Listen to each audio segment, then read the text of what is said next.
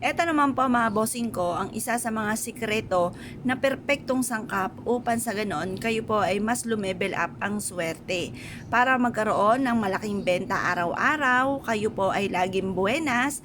Mapapasin nyo na po naman po yan na kung dati-rate ay kayo po ay paborito ng kamalasan, ito naman ay maaaring ma-reverse ang lahat ng mga nagaganap. Maaaring instant na kamalasan, puro kaswertehan naman ang darating. Ngayon pa mga bossing, ganito lamang po ang inyo pong gagawin sa pamamagitan ng bigas na ito upang masigit na maging masagana ang inyo pong pamumuhay. Subukan nyo po itong gawin sa pamamagitan ng barya at bigas na perpektong sangkap mga bossing. Hugasan nyo muna mga bossing ko ang inyo pong barya. Ang ginamit ko pong barya dito ay 5 piso na bagong-bago kasi ang 5 mga bossing ko ay maswerteng numero. Tapos yung 2 piso parang ito ay lumalabas na 7 pesos kasi swerte rin ang numerong 7. Ganon din po mga bossing ko ang 3 bilang ng bawat barya. Kaya yan ang aking ginamit. Kaya kung gusto yung gayahin nyo rin po yan. Yan po isa sa mga sikreto na perpektong sangkap upang sa ganon mas lumebel up ang swerte. Tapos ito naman yung kasaganahan po natin ng ating bigas mga bossing. Nasa pulay ginagamit pagdating sa usapin ng mga pampaswerte. Harap ka sa gawing silangan ng mga bandang 6:30 or kaya po'y alas 7. Matatapos ang mga pampaswerte po natin hanggang alas 8 lamang po ng umaga. Ibibilad nyo po ito sa liwanag ng sinag ng araw. Pero kung halimbawang ikaw ay nasa mood, kailangan nasa mood ka kapag gumawa ka ng pampaswerte. Kung ikaw ay tinatamad, parang may toyo ka, parang wala ka sa mood, huwag kang gagawa ng pampaswerte dahil hindi rin matutupad kung ano man ang inyo pong iwi-wish po dito.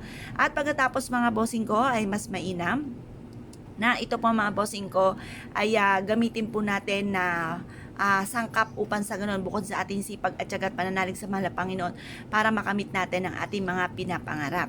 Ang wish po ay ganito, mga wishes natin, direct to the point, huwag kang gagamit ng sana.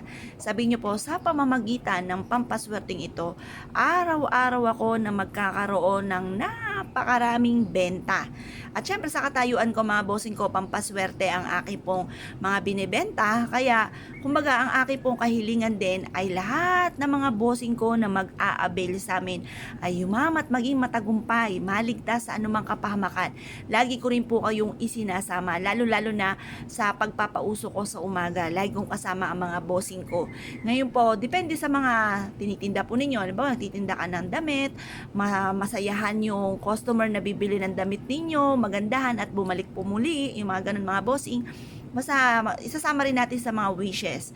Ngayon po mga bossing, sabihin po natin magkaroon tayo ng malaking bahay, magkaroon tayo ng magagarang sasakyan, makatapos ang ating mga anak ng kolehiyo at magkaroon sila ng magandang buhay, maligtas sa anumang kapahamakan, hindi magkaroon ng karamdaman, malayo sa, yun nga po, sa lahat ng karamdaman, ay bagay hindi sila magkaroon, yung mga ganon, or kung meron man, gumaling na po sila, yung mga ganon mga bossing.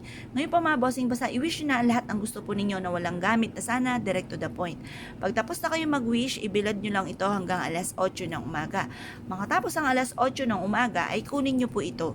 Pwede nyo siyang ilagay sa inyong wallet, pwede nyo rin siya ilagay sa may altar, pwede nyo isabit ito sa may main door, pwede rin naman sa may bintana, pwede nyo siya ilagay sa ilalim ng inyong pong unan, ilagay nyo po sa inyong pong bag, bitbitin kahit saan kayo magtungo. Marami kayong pwedeng paglagyan mga bossing.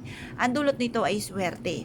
Or kaya po ilagay nyo ito sa inyong kaha, or kaya maglagay ka ng isang maraming bigas, tas lagyan nyo po ito ng mga barya. Pero ang bigas kasi mga bossing ko, kapag dinamihan ninyo at hindi nyo naman siya ginamit na pansaing, malaki pong posibilidad na siya ay bubukbukin. Kaya konti lamang po ang ilalagay na bigas. Or kaya, hugasang mabuti kada buwan, paltan nyo na po ang bigas po ninyo, hugasang mabuti at isaing pa kasi masama ang nagtatapon ng grasya.